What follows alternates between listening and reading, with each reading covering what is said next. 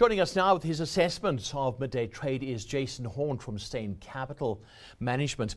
Hi, Jason. Good to chat to you once again. Now, here we go. The seesaw continues. Those commodity prices are down. What are you seeing at lunchtime? Yeah, right. Hit the nail on the head there. Just another day more precious metal volatility.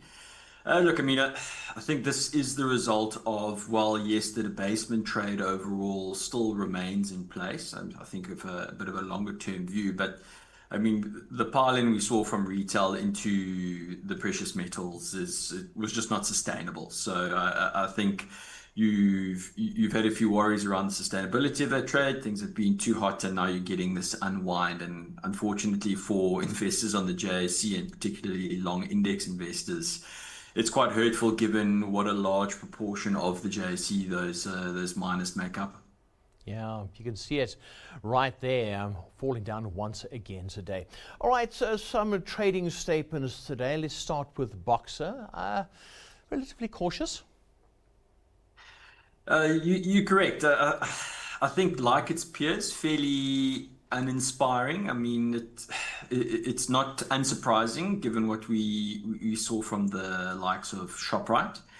And interestingly, food deflation does seem to be weighing on top line growth. So we have seen top line growth slow in the first half of the year, and then obviously the second half, that deflation in food prices has accelerated somewhat. So yeah, management are guiding for sales growth to be somewhat ahead of the overall run rate, but does seem to be broadly in line with market expectations. So even though it doesn't on the face of it look that great, there are indications that Boxer does seem to be gaining market share from a volume perspective. Yeah. All right, that's Boxer. Something I want to chat to you about is Sasol. HEPS could decline by up to 40%. What is going on there?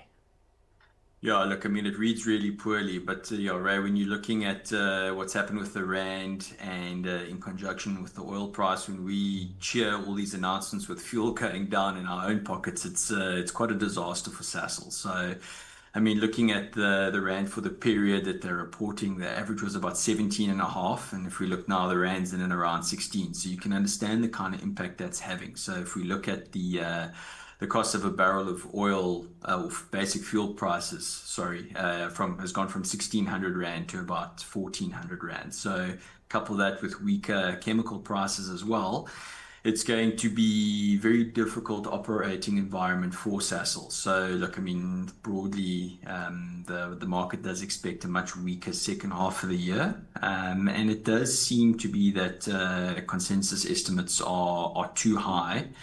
And yeah, given where the rand, fuel and chemical prices are, it doesn't look that rosy for Sasol at the moment. Yeah, it certainly doesn't. All right, the mother of all deals, the EU and India. It was announced last week. It's now come to fruition. This is, I think, anti-Trump. This is the EU and India saying, well, we can do business. We don't need the US. We need them, but we've got our own thing going on. You are right, Ray. I think this is indicative of us moving to use the latest buzzword, a multipolar world. So yes, it's maybe not necessarily anti-Trump, but Trump being the catalyst for all these big nations to realize, hey, look, we can't necessarily rely on the US to act in their best interest as well as ours. So you are seeing a lot of these deals go through. Look, it still needs to be ratified by the various parliaments, but given the big spiel we saw with Ursula von der Leyen and Modi announcing this, the likelihood of this passing is quite high. And I think it's quite a diplomatic masterclass from India. We need to give credit where credit's due. And the reaction we've seen is Trump rushing to get a deal over the line with India now as well over oil, and effectively reducing their tariff now from 50 to 18%. Oh. Look, the deals are different in nature. The EU-India is a free trade agreement, whereas the US is still related to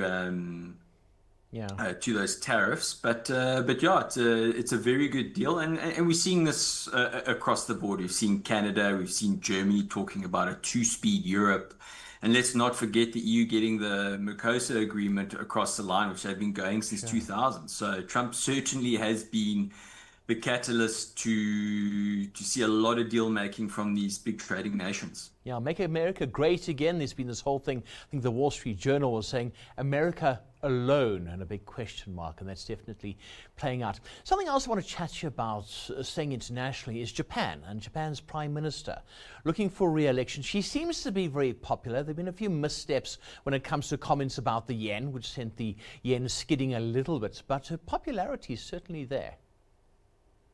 You are right, Ray, and she's taking a chance here, but probably a well-calculated gamble to call snap elections. So let's not forget that the LDP is in a coalition at the moment. They do not have an absolute majority in parliament, and she is looking to increase fiscal spend, but there needs to be a balance here of spending and more fiscal sustainability. So, I mean, we have seen Japanese yields rise on the possibility of her winning, but yeah, there doesn't seem to be much talk around this event this weekend with elections going on. So, yeah. I mean, we couple her winning an absolute majority, increased spending, higher Japanese yields. You're all of a sudden looking at a haven asset that seems to have a stronger currency as people see more acceptable yields there.